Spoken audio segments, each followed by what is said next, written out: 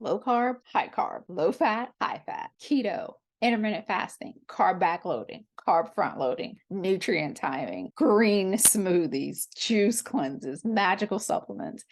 If you stop and take it all in, fat loss can feel really complicated, conflicting, and confusing.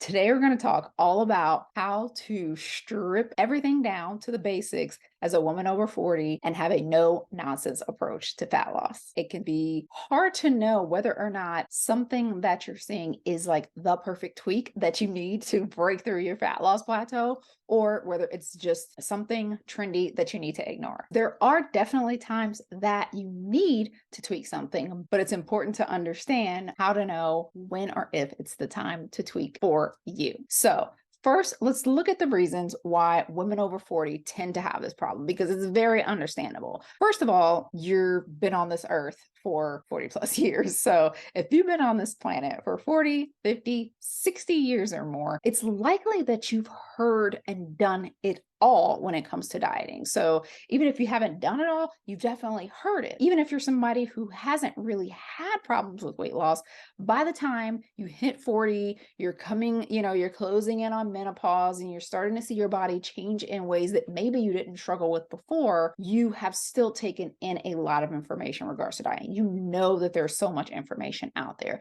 So that alone can make it seem really challenging because you've just heard so much. You've heard so much terminology that the compounding of that makes it harder to sift through. And it can sometimes have you paralyzed when you're trying to figure out what to do or where to even start. The second thing to understand is that there is something called complexity bias. And this is something that I go into more detail with inside of my Crush the Diet course, but I do want to just touch on it for a little bit here. And that's the fact that when it comes to psychological biases that we all tend to have, there is something called the complexity bias. And what it means is that there is a Goldilocks spot for you where you feel like something has just the right amount of steps. This means that when you are looking at things from the lens of your complexity bias, a simple solution could be right in front of your eyes, but you're going to look past it because you feel like that is too simple for it to work.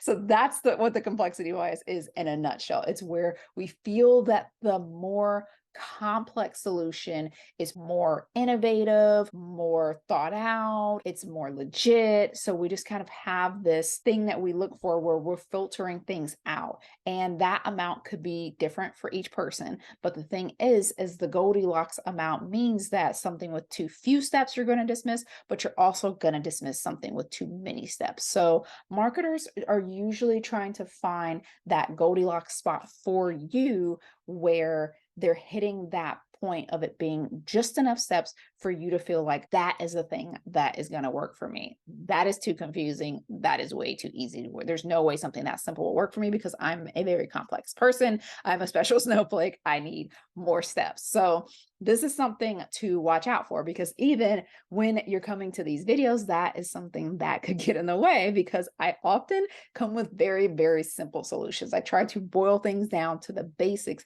so that there isn't all of that confusion. But when you're looking at things through that lens of complexity, you're often hearing the answer that you need, but you're saying, and what else? And what else? And what else? So that is one of the first things that I would say when it comes to women over the age of 40 is to kind of look at things from that perspective from now on when you're actually hearing about some new and innovative thing. If you're looking for a way to solve a problem and you find the solution to that problem, and then you ask yourself, and what else? That means that your complexity bias has been triggered. So I just want to get that out of the way before we break down what are the 4 best practices right now for losing fat.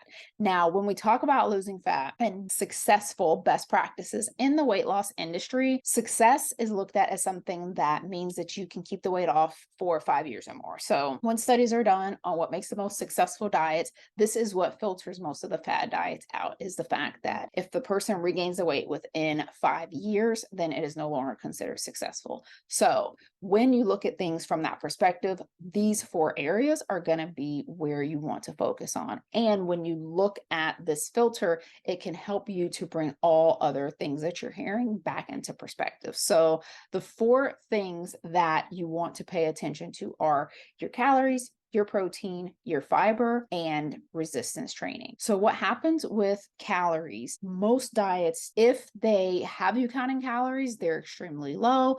If there are no calorie counting diets, then they kind of hide the fact that they're counting calories. So they're very innovative ways to make you eat way less. This is something that means that it's not going to be personalized for you, especially if you're someone who maybe you're starting off eating 3,500 calories, you switch to this one size fit all diet that's 1,200 calories or something like that. It's putting a huge gap in there. So when it comes to calories, the most important thing that you want to focus on that's going to make it sustainable is not having that drastic jump, because of the fact that if you are going from eating 3,500 calories down to 1,200 while you may lose the weight pretty rapidly, the point is that you're not going to be able to sustain that, because afterwards your hunger levels are probably still going to be in that 3,500 range. And when you eat there, you'll start gaining the weight back. Not to mention that when you're eating too little, your body starts actually shutting off fat loss instead of using it. You actually start storing fat instead of getting rid of it. So you don't want to have too big of a jump there. So the first focus is going to be on eating the right amount of calories for your goal. When you're eating the right amount of calories for your goal, then the next thing that you would look at, because again, if that means fat loss, you're only having a small deficit instead of a huge one. So 300 to 500 calories versus 1,500 calorie reduction is what you're looking at. The second aspect would be the protein. Now, the reason why I say calories first is because if you're eating a sufficient amount of calories, then it's going to be a lot easier for you to eat a sufficient amount of protein. When you're in those drastic calorie lowering states, typically there's not going to be enough room for you to eat the amount of protein that your needs require.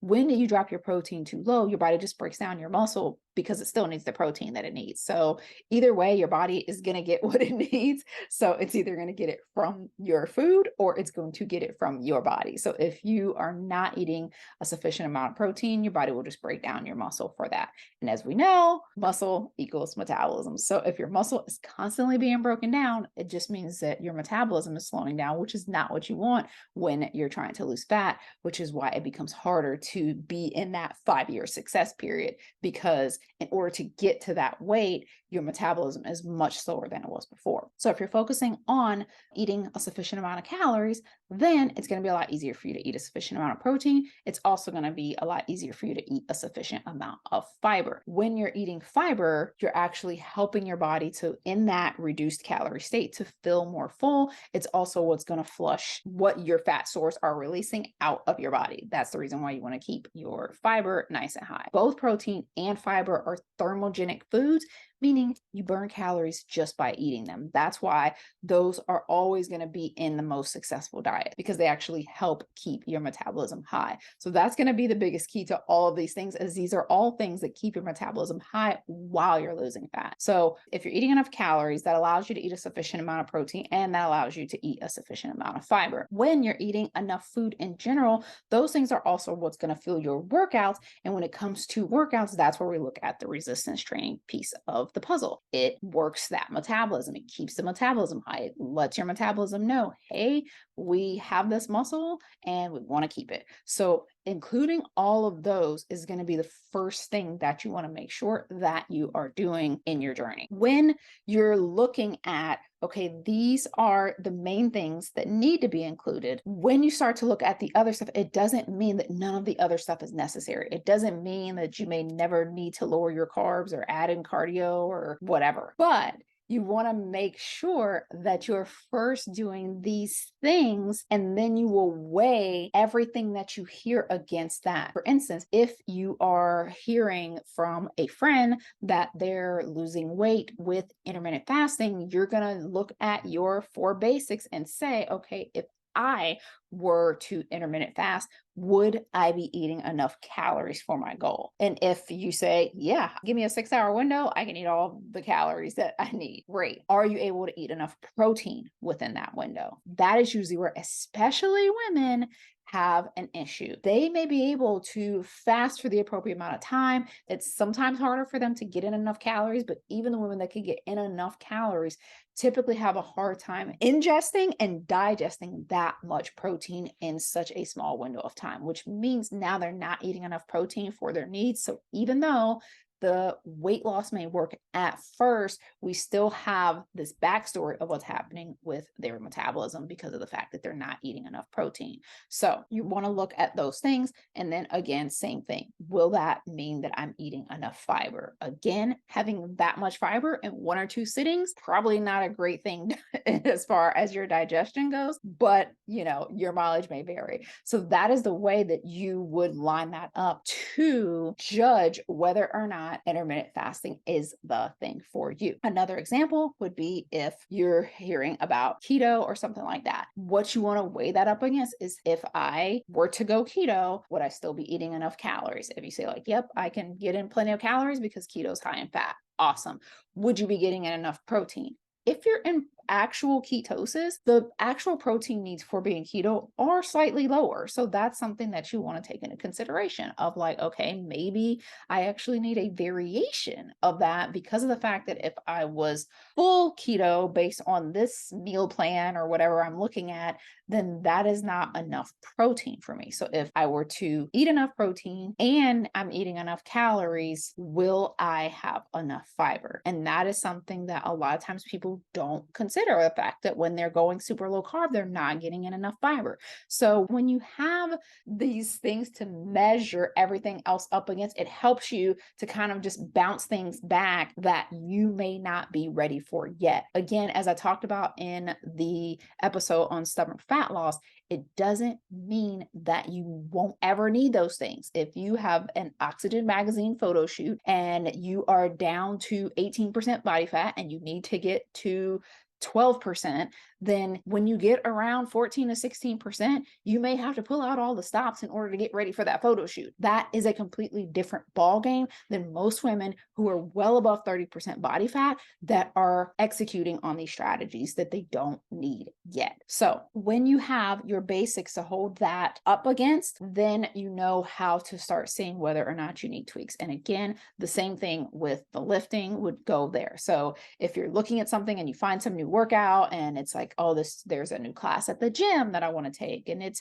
4 days a week. Okay, is it going to distract me from my lifting, or is it an addition to? If I'm still going to be able to keep up with doing the amount of lifting for my goals, then it's okay to add in the other stuff. But you want to make sure, as I discussed in the episode about the hierarchy of weight loss, that you're doing those things first. So when you have those things in place, when you're able to measure all the other things against it, another thing that I like to always recommend to clients and that I tell my trainers to look for when it seems like a client is looking to add something to their journey, when they're in that what else mode, when they're trying to make things more complex than they have to be, is seeing whether or not you are trying to do a workaround to the basics. They will hold you accountable to what actually matters rather than distracting you. And that's how you know the difference between a fad and what is called best practices in the industry. Best practices will keep you on track, and they're things that you can create habits around, create a lifestyle around,